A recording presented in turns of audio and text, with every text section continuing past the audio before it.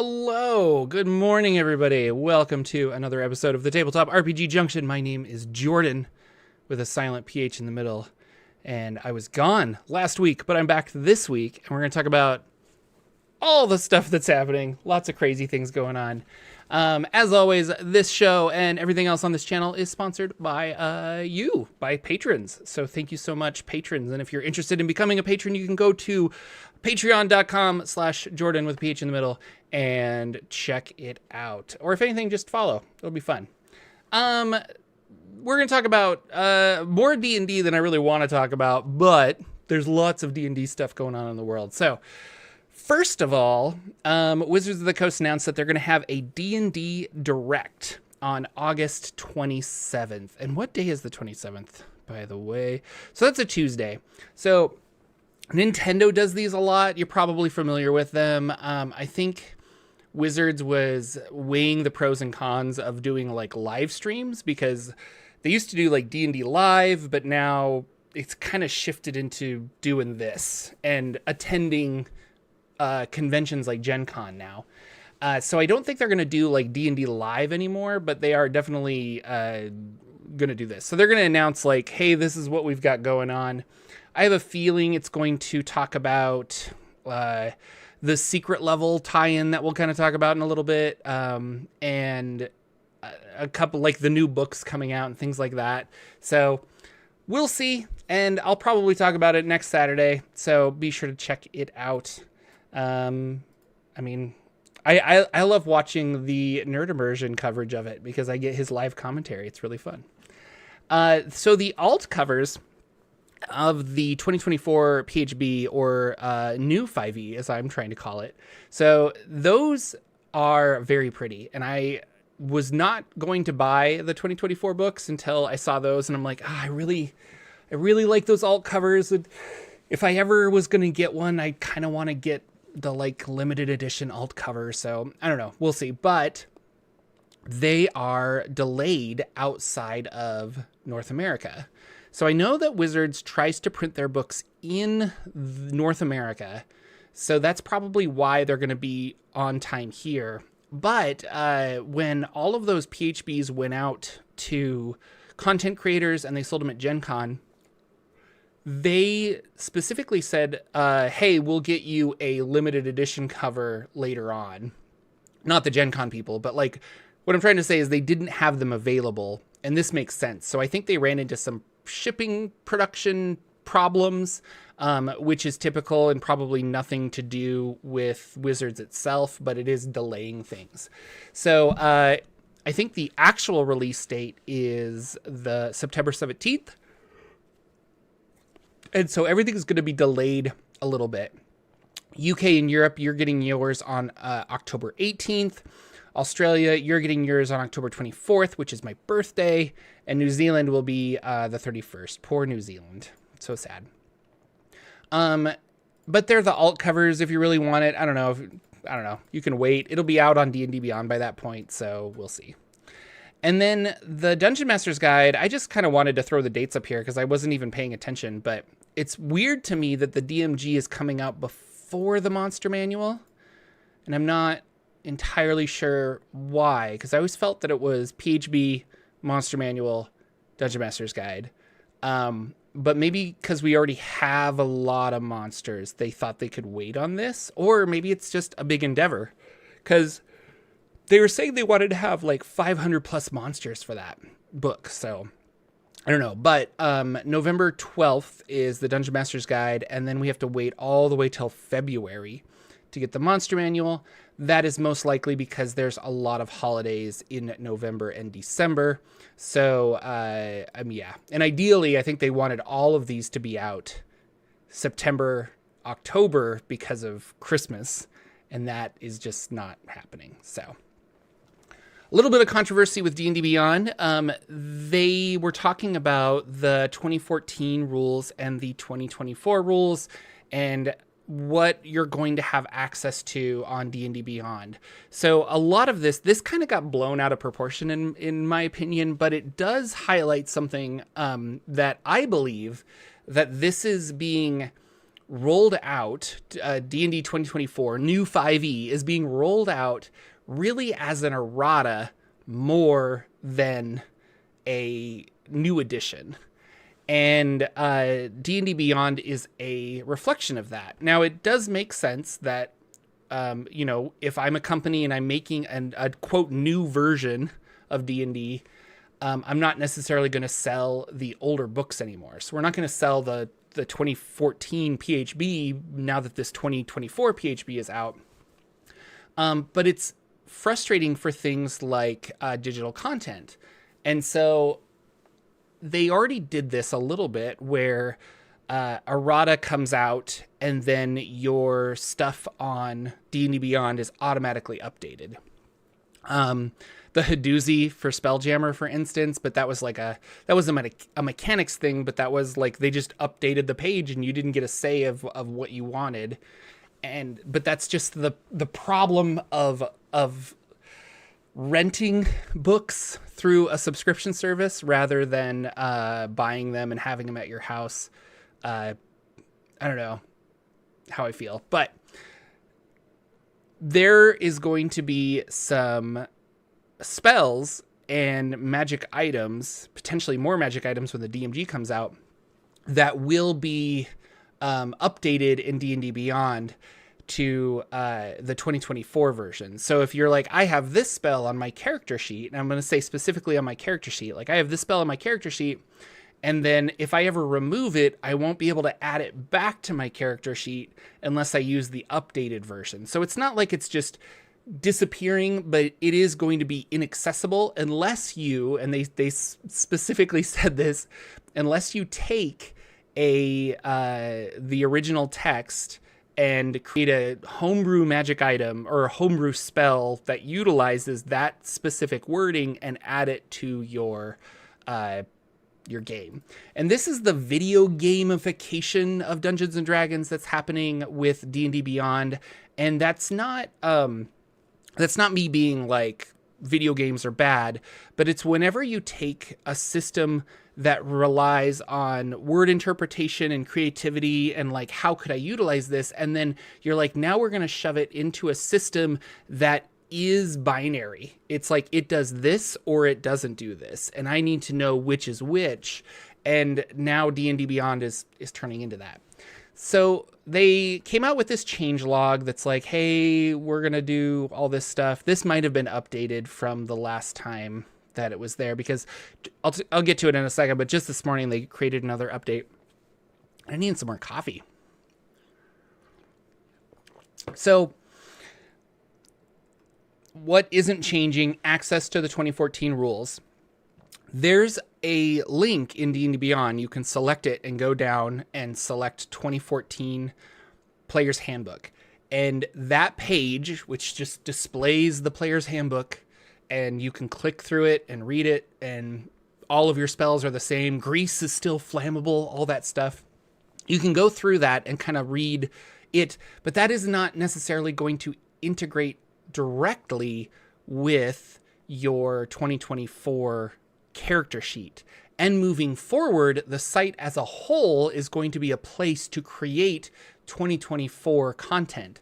So unlike, and I don't know this for sure, but it feels like if I am playing, like there are still people that play 4th edition and 3.5 and Pathfinder 1st edition and all these games on Roll20.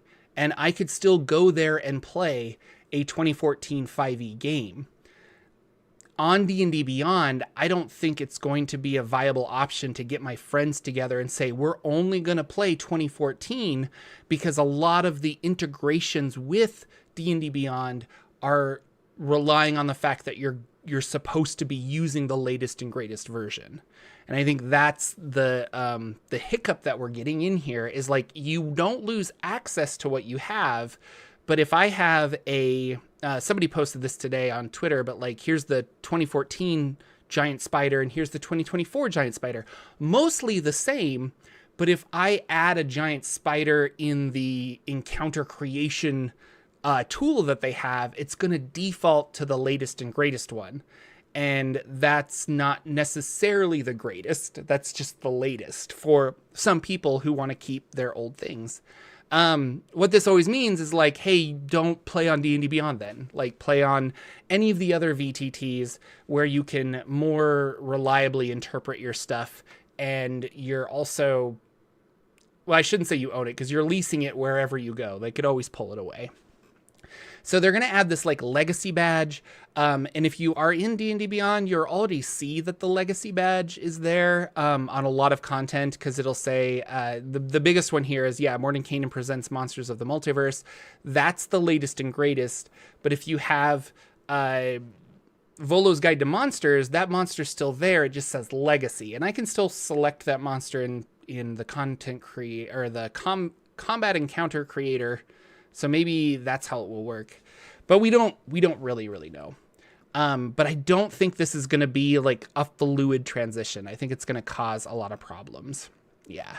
So then they came out and said, hey, we want to clarify, because there's all these news websites now that are coming out being like, you're losing access to the stuff you bought.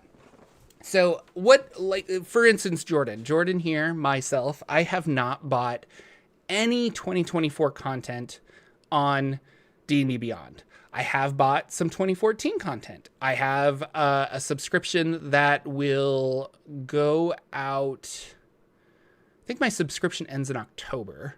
And we'll see if I redo it, because currently I don't use D&D Beyond all that much, except for encounter builders, which I wish there was a third-party encounter builder that I could utilize. We'll see if that ever happens. But they were like, hey, we want to release this thing so players will not lose access to their content in the Compendium. Now, the Compendium is just the web page that is the 2014 content, not it interacting with your character sheet and stuff. So it's always going to be accessible there, and available for purchase after the release of the rulebook, which I would not buy that stuff because I don't know how long it'll be supported. The information will remain unshows. You don't lose access. And then they talk about the free rules, and the free rules are going to kind of supersede the 2024 rules. Content that was free in 2014 will remain free, but I don't know if you'll be able to, like, I want to select the 2014 rules, because Wizards doesn't want to support 2014 anymore. They want, like I said, I think they're treating this like an errata, and moving forward, they want you to use the new stuff and not dwell on the past. So as far as spells, all users, regardless of whether they have purchased the player's handbook or not, will be able to access updated spells for free. So if I bought the PHB for 2014 and the Grease spell is in there, now after this, even if I don't buy the 2024 player's handbook, the Grease spell will be updated in D&D Beyond. So it really is pushing us into an errata state. Like, yeah, the original Grease spell is still there, but the wording will have changed for this. Mechanically, this isn't huge. Like, I don't know. It's not... A lot of people, if you're still playing on D&D Beyond and rolling dice in D&D Beyond, I don't know how many spells actually got... Like, Fireball is still 8d6.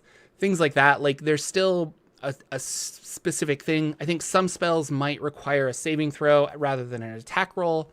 Those might change. But that's the problem. So now I have to become I have to make a homebrew item and hope that that homebrew item works how I want it to. And some people like doing that. Some people don't. To me, I just want to play at the table again. I don't mind D&D Beyond. I like building characters there, but overall, it's just feeling it's getting overly complex when I want to just build a character. But I do still really rely on the encounter thing. So magic items, the similar thing with spells is that this is interesting. They're talking about this. So there are only 2 magic items that are going to get an update, and that's Potion of Healing and Spell Scroll. With the Dungeon Master's Guide, they're going to update a lot of those magic items. You know that they are.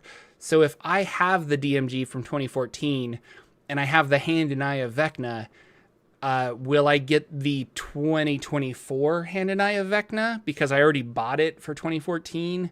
this is where they stopped early saying we're not going to allow you to buy just like subclasses anymore and things like that. You're either going to buy the book or you're not going to buy the book. They're not going to compartmentalize it out anymore. And I think this is part of that, because already they're figuring out that they need to compartmentalize all of this. And so I don't know. And this was kind of harkens back to before Eberron Rising from the Last War came out. There was that Eberron supplement that got included on D&D Beyond. And everyone was like, well, I already bought the Artificer through the Wayfinder's Guide to Eberron. Why do I have to rebuy the Artificer for Eberron Rising from the Last War on D&D Beyond? Well, you have to, because, well, you don't have to. But like they were like, oh, you're right. We're now charging double for the same thing. And they were kind of going back and forth. So I don't know. I'm not really sure how to handle that. And I think in that original instance, they said you'll have the Artificer and you'll have this one subclass, but if you want all of the features, you have to buy Rising from the Last War.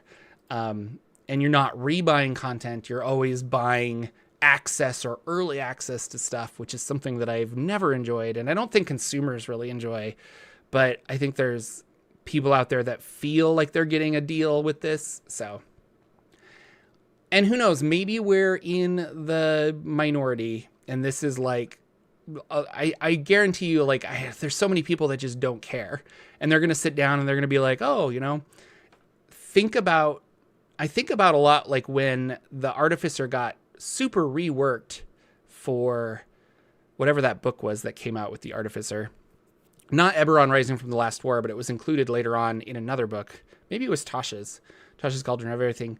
But we sat down to play that, and my friend had an Artificer, and all of a sudden he's like, oh, well, I'll just update it. And he clicked update, and I was like, oh, you should clone your character before you update, because then you'll have the old one, and you can kind of like look back at both of them. And he's like, yeah, that would have been smart. I didn't do that.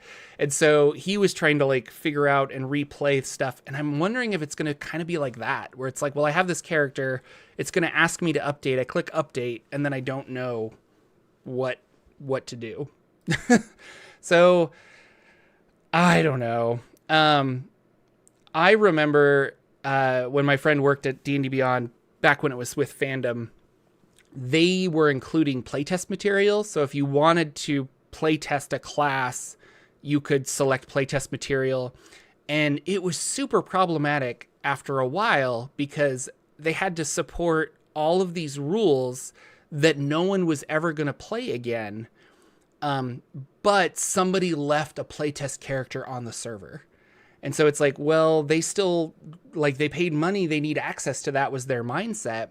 But it's like, are they really going to play a Warforged from 2016, 2017? And, you know, I don't know. It was kind of like, wouldn't you make a new Warforged? Shouldn't we force them to update? Well, we can't. I mean, if we force them, we're going to get bad press. And so it was a thing. And ultimately they said, we're not going to support playtest material anymore. And they just like drew a line in the sand. This is getting into a similar thing where I'm like, how long in the future are you going to support 2014? How long will you do that until you just say, this is becoming too much? We're not going to do it anymore. So other than you can access the compendium, which is the easiest thing, because it's just a web page, like a web page with text. You can check on that, but it's not going to work with the rest of the stuff. I don't know. Secret Level. So this is a Prime Video animated series. Comes out December 10th. If you haven't watched the trailer, you should go watch it. Not only for Dungeons & Dragons, but just nerddom in general. It's made by the people who did Love, Death, and Robots for Netflix. I think it's animated. If you're a gamer of any kind, I think this will be fun. I realize now that I'm like talking it up a whole bunch. I know nothing about it other than that, but I thought it was cool. There's a shot of Tiamat. There's another shot of a dragon. There's a shot of Mega Man. There's like a Pac-Man thing going on.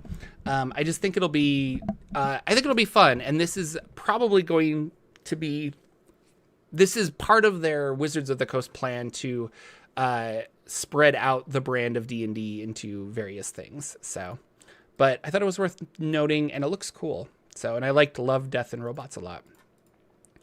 I don't follow, I don't follow Pathfinder as much as I should, I guess.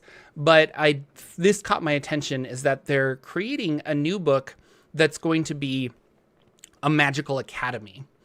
And it reminded me of like how much people really like this. And maybe it's Harry Potter, maybe it's, I don't know, The Magician, all of these things. But I've always loved the idea of a magical school. And so they're going to have these rival schools in Pathfinder about magic. So it's like these different schools of magic. And everyone's got magical abilities, and I think that's really cool. So Pathfinder Lost Omens Rival Academies. It's on pre-order right now. It's going to be out in February 2025. If I don't know if Pathfinder will make this available for 5e, but like, I don't know, Pathfinder, you can make it work with whatever you want. But I thought this was really cool. So it's the new book focuses on the grand convocation of Galorian's magical academies. You'll learn the secrets of Sarkoris through the Academy of the Reclamation. There is the Kitharodian Academy for bards and spies. There's other magical academies. The Monastery of Unbreaking Waves. So if you like magical schools, this is kind of fun. And I like the idea that you could turn and say, I don't know, get like a flag for your school pride.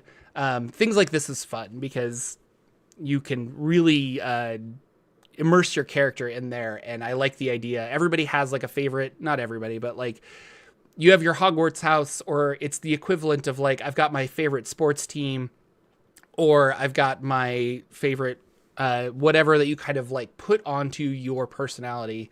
And so I'm a big fan of magical schools, and I thought this just caught my eye, and I think it's really cool. So we'll see how it is. This is a crowdfunding section of our show. I feel like I'm blazing through this, but the only crowdfunding that really caught my eye right now is there are 6 days left for Our Golden Age, an Ultraviolet Grasslands RPG equal. So this is like either a sequel or it's a prequel. We don't really know, but written by Luke, I forget his last name. Let's look here. Rajek, yeah. So Ultraviolet Grasslands was an RPG / setting that really could be used. I used it more as a setting, but it did come with its own basic RPG rules. And this is more into that world. It's just kind of I don't know, he really writes really cool stuff. I've read a lot of Luke's things here and there, and it's awesome. And the design looks really, really good. I don't know much more about it other than this, but I wanted to highlight it because it's only got 6 days left. It's almost at 500,000, and it's published through Exalted Funeral, which is very reliable, so I would definitely check it out. And on top of that, I was like, well, maybe I'll just share. This is the PDF for Ultraviolet Grasslands that I have. And this, because I bought the book a while ago, but Ultraviolet Grasslands and the Black City. There's this Black City, and the actual Ultraviolet Grasslands comes with this huge map that goes down. So your players can kind of see how far they are. And it's got a, follow the yellow brick road to the Emerald City. Only this thing, it's the Black City with psychedelic metal role playing. So the art is very similar to our golden, I'm blanking on the word, age of the Ultraviolet Grasslands. And so if you're into like cool acid punk kind of stuff, like I definitely would check this out. And I would imagine that they would allow you to buy the original Ultraviolet Grasslands book if you got through this. This actually went through a second edition not too recently ago. And I don't know what the second edition was, if it was just like an improvement. But it probably was. I still have the first edition, but yeah, it's super fun. But man, I need to run this again. Or like utilize it some more. It's really cool. Oh, and do we have a picture of the... I want to know if there's a picture of the city.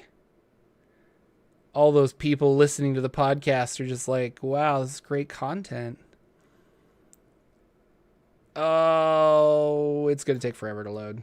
I don't think I can find it. But yeah, definitely Our Golden Age. Links in the doobly-doo. And check it out. 415,000, over 3,000 backers, 6 days left. Not sponsored. I just think it's a cool thing and you should check it out. So I've been in a funk, and like, it's not necessarily what happened with the copyright strike and stuff on the main channel, but I just have had very low motivation to try and get projects done.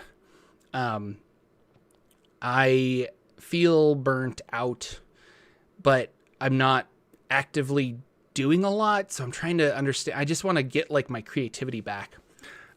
So I've been playing a lot of video games and I've been reading a lot, and I went and saw not a bunch of movies, but I went and saw Alien Romulus, and I wanted to like try and like re-energize my brain into being creative and designing and, following through with projects that I've started. But so with that in mind, here's kind of what's been going on in my brain lately.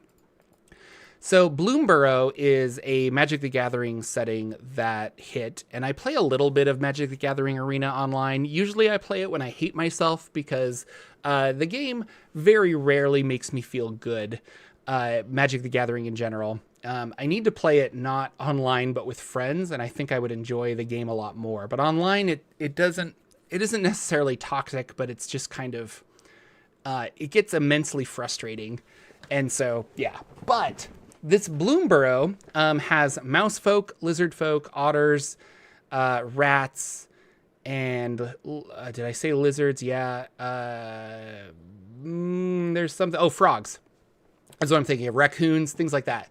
It feels very much like Humblewood, and I never was really interested in Humblewood. I did like some of the other mice. Is it? I can't remember the name of it. Mouse something. But there are a handful of RPGs where you're playing anthropomorphic animals. And I never really was super interested in them. But after looking at the art for Bloomborough, I was like, man, I really want to run like the mouse uprising against the rats, Secret of Nim style. I just think that there is a story there that could really be awesome. And I love I don't know. I'm just very, very inspired by the artwork. Yeah, Mouse Ritter. I think that's what it is. Thank you, Mando. Mandrew, sorry. So I was having a good time playing this-ish, really enjoying the art, and it got me thinking about just playing a more lighthearted animal setting, and how you could have all of the fantasy races that we have in traditional D&D, but if you split those up into, here we have the lizards, the mice, the rats. I really like that idea. We have, the rats are the orcs of our whatever, and the lizards are the lizard folk, and they're very alien, and I don't know, the mice are humans, and the frogs are elves or something, or maybe the otters are elves. And but we all understand kind of what a frog anthropomorphized is and a mouse anthropomorphized is. And so if maybe a good children's game, I don't know, but that's something that I've been enjoying, is the art and thinking about it. I went camping last weekend, and I took this epic book with me. So if you, this is Tois by Monty Cook Games, and I bought the 5e version, and I also bought a couple of adventures set in Tois.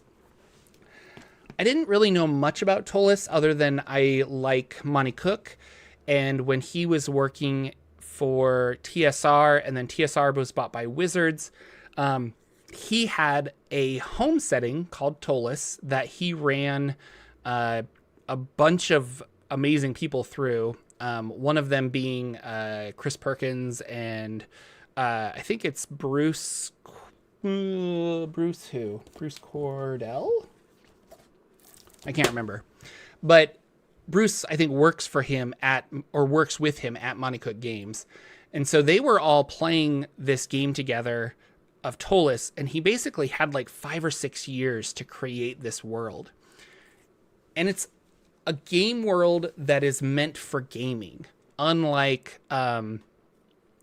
the Vancian world for Dungeon Crawl Classics, where it was a book and then we turned it into gaming, or even the Cosmere that's happening right now, where they're like, we have this fandom and we're doing this, creating it. This feels kind of like Eberron, where it was a setting developed to be a place to explore and run games, and not necessarily to tell a different type of story. Like, I'm not a fan of Lord of the Rings. I'm doing this. I'm a fan of D&D. I want to play in Tolis because it allows me to do the things of D&D. The history of this is really cool. The in-game fantasy history. So the gods, or one of the more all-powerful gods back in the day, was like, I want to create a place that's kind of I'm thinking of like a hacker term, like a honeypot, where I'm going to create a place where hackers are like, oh, that's easy access, and they'll jump in and then they can't get out. Like you trap them. That's what a honeypot is in the world of the internet, things like that. Tolis is a magical honeybot. So this god, Bruce Cordell, thank you. So this god created the world of Tolis and gave it easy access to fiends. And so all of these monsters came rushing in because the monsters of the world, the fiends of the world, the fiends of the lower planes want to overtake everything, the forces of chaos, and destroy it. And so they were like, oh, easy access. So they all go there. But once they're there, they realize, oh, I can't leave. And they're like, how do we get out of here? We can't. And the god also sent a bunch of angels to kind of like watch over it. So there's a magical moon in the world of Tolis that has these 7 celestials bound to it. And that it's basically a giant lock that keeps the devils and the fiends from leaving. Anyone in the multiverse can go into Tolis, but you can't leave it. And that's a fun idea. So there are all of these weird fiends that are there, and sometimes there are self-sacrificing celestials that will teleport to Tolis, knowing they can never leave, strictly because they want to help the people there. Now, a lot of the other gods and a lot of the celestials don't like what the main god did with this, and I'm kind of paraphrasing a lot here, because humans are living on Tolis, but they didn't get a chance to knowingly enter. They were just born there, but they're never allowed to leave, and so they've kind of you have this, you are being punished for no reason other than who you are and where you were born. And a lot of the celestials are like, I'm against this, to the point where they're like, we should free all of the demons so that these people, these immortals, can have a fair and just life. And there's this fun dichotomy of like, wow, it's ultimate evil, but like we're also being evil because we're not allowing the humans to leave. But in order to allow the humans to leave, we have to allow all the fiends to leave. On top of that, the fiends of old that went to Tolis, the vacuum that they left in the abyss and the 9 hells, other demons rose up. And so you have Orcus and stuff, and that's all on the outside of Dungeons and Dragons, or on the outside of Tolis. You have Orcus who rose up, and there are demon lords in Tolis that want to reclaim their old throne outside of Tolis, and things like Orcus and Demogorgon and Lolth, they want to keep those guys in place. So they're actually going to help any of the angels to keep the lock on because they don't want their power taken back. There's a lot of stuff going on in Tolis. I was really, really amazed. And the city itself of Tolis, underground, it's kind of like Eberron, where there's just a big maze of stuff to explore, and you're always finding new things.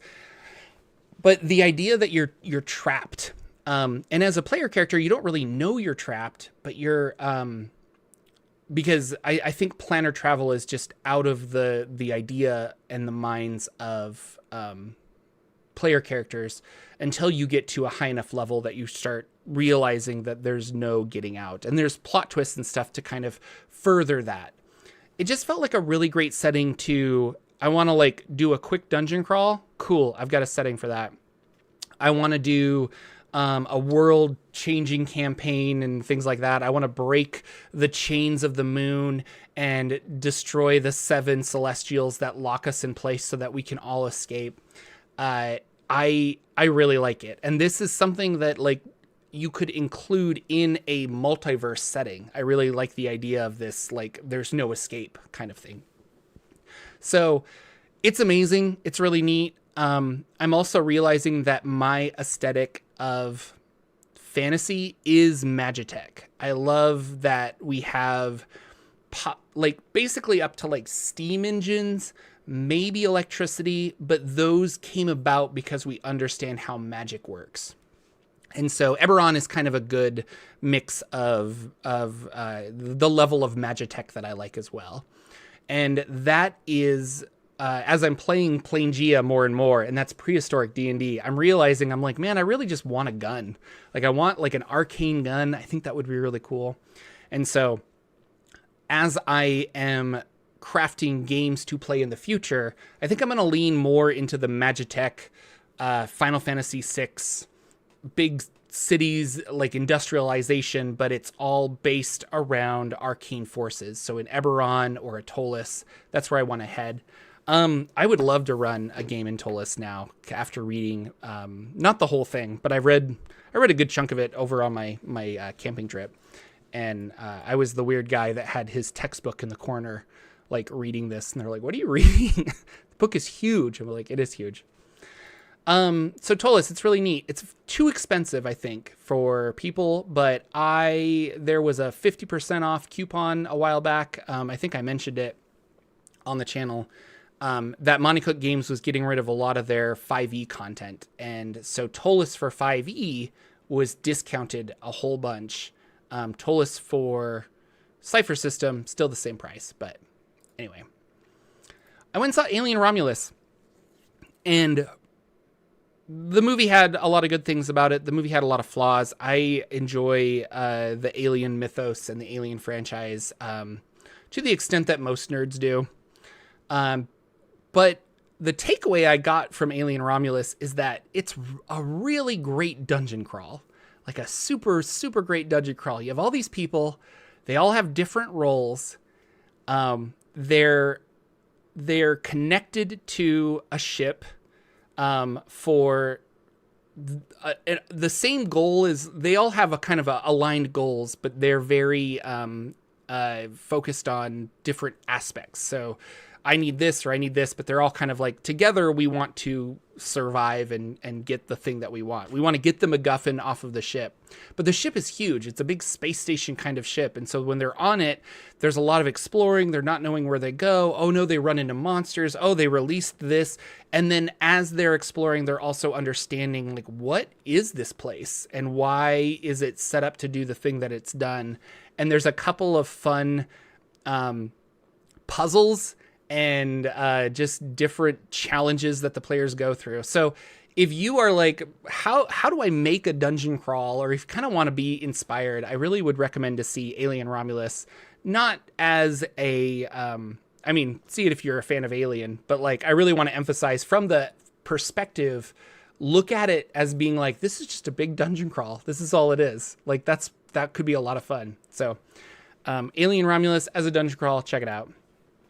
Another thing I'm reading, got a lot of design inspiration. I haven't been writing, so I've just been reading, is I got this Barrow Maze. This is an OSR mega dungeon that I think I saw on Ben Milton's channel of Questing Beast. I think he was talking about it as just like a huge mega dungeon. And I was like, how do mega dungeons work? How should I be running a mega dungeon? Another unrelated, but there's another podcast called, I think, Into the Mega Dungeon that only has like 11 episodes, but it really talks about like the importance of mega dungeons and why they're cool and are they still relevant in 2024 RPG. Like, you know, it kind of made sense when it was when the rules really supported dungeon delving mega dungeons made sense, but now are they a waste of time? So I wanted to do that. I've cracked it open a couple times. I've been reading through it. The art's really fun. It was a big mega dungeon that this gentleman ran and played for many, many years. And I think it was the Google Plus era. There were a lot of notes and stuff. And then finally he's like, why don't we just combine all of this into a book? So print on demand, drive-through RPG. I definitely recommend that. And I don't have a link in the show notes now, but I will put a link to it, as well as a link to Tois and the Bloomborough artwork when we get there. Another fun thing that I was reading recently, this is just a cool article on about Sword World. So if you don't know about Sword World, it is the RPG in Japan because they couldn't quite get D&D over to Japan. I don't really remember off the top of my head. But Sword World is, Japan really loved the idea of RPGs, and they started developing their own RPG because Dungeons & Dragons just wasn't coming over fast enough. And that RPG became Sword World. And what's fascinating about it is we have so many video games that are influenced from D&D, but specifically in Japan, they were like, wow, casting magic and stuff. And they kind of went in this different direction with it.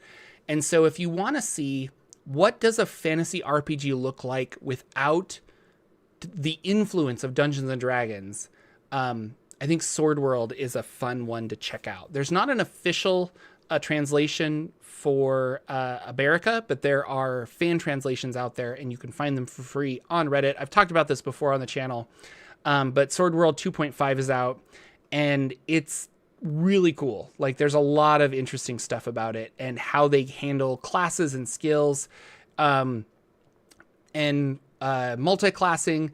And then I think about games that I've been playing. Like I think about Final Fantasy Tactics and Final Fantasy V in Japan and Final Fantasy 11 and 14 all have the idea of like a main job and a sub job. And that is very much a reflection from Sword World, where it's like I take a little bit, not multi-classing so much, because it isn't the idea of like I'm only a wizard, but it's like I'm going to do this, but I'm also going to do this. And in Final Fantasy 11, which was the first MMO Final Fantasy, you had a main job and a sub job. And it was always like, I'm a wizard, but I could always change my sub job based on the situation that I need. So like, I'm a wizard, or I'm a black mage, but I'm going to have a white mage sub. Or I'm a black mage, but I'm going to take a thief sub because I want this. Or I'm a samurai, but I'm going to take a warrior sub. Or I'm a samurai, I'm going to take a thief sub. Or I want to like dual wield, so I'm going to have a ninja sub. And this game kind of reminds me of that. And also is a reflection of what I wanted to do for Modular D6. So not necessarily a sub job versus a main job, but like this is my main style of play, but I want to like incorporate these little aspects into my sub style of play. I like the fact that I can be a fighter, but I also want to take these arcane things and how can I mesh arcane and fighter into an Eldritch Knight? There you go.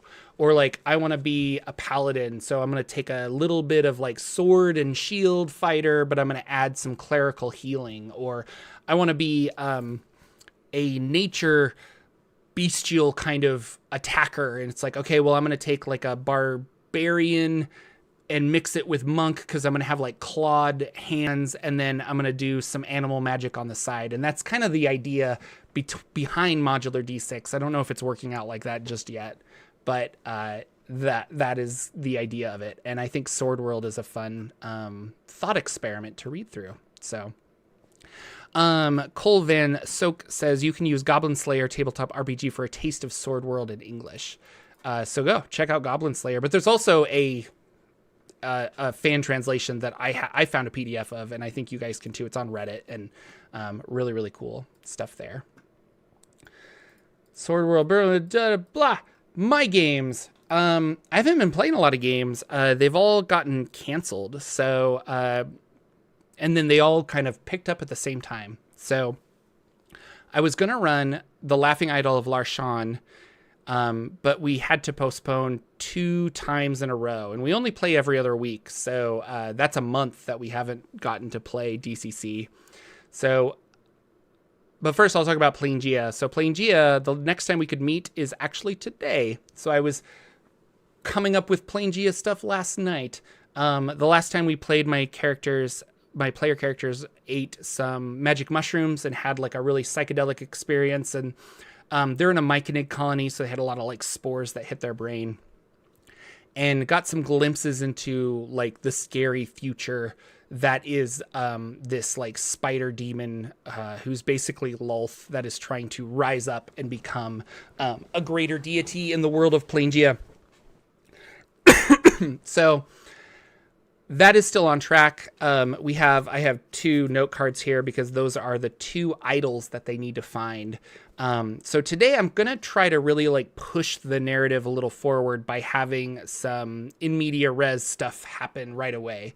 So while they're at this myconid camp trying to figure out what to do, I think I'm going to have a null attack happen because Yanagu is another one of these demons that's trying to ascend to godhood. And I think they all feel the divine ivory and they're trying to get to it really fast. So we'll see how that works out. So I made a bunch of like null stuff, and hopefully they will try to follow and track this null encampment and get more information from there. And then on Sunday, I'll be running Dying Earth, the Laughing Idol of Larshan, if we don't have any cancellations. So I've ran that before for some randos at a gaming store. The Laughing Idol of Larshan is really fun. I actually did a review of it on this channel. It's a level 1 Dying Earth Dungeon Crawl Classics adventure. Very, very fun, involving a corrupted brandy that makes you like live forever, but it's like the unicorn blood from Harry Potter. Like the more you drink, the longer your life, but also you have a terrible life. And so I kind of like the idea of it. It'll be fun. And then that will hopefully push my goal forward of trying to get through all of the published DCC Dying Earth adventures, because I really, really love them. And then I want to end that with DCC 100, that big like chaos clock game. I think would be a lot of fun to get through. So we'll see if it happens. A lot of wizards in that game. A lot of 1 magician, couple wizards, a cleric, and a vat thing. So a lot of spells in this Dying Earth game that we're going to be running. But I'm excited to see where it goes. And so, yeah, like I said, I've been kind of down in just down in the dumps and feeling uncreative and stuff, but I'm hopefully going to get better. So thank you for all of your thoughts on that and subscribing to the channel. So if you are listening to this as a podcast, we do the show live on Saturday mornings on YouTube. You can check out a link down below to subscribe to the YouTube channel and come chat with us live. I also have a Google's forum link where you can ask questions, and if it's a good question, I'll try to answer it on the show. About, I guess, anything, your game, thoughts on whatever. So be sure to check that out. And I hope you guys get to go play some games. Updating news for me, it looks like I'll be going to FanX in Salt Lake.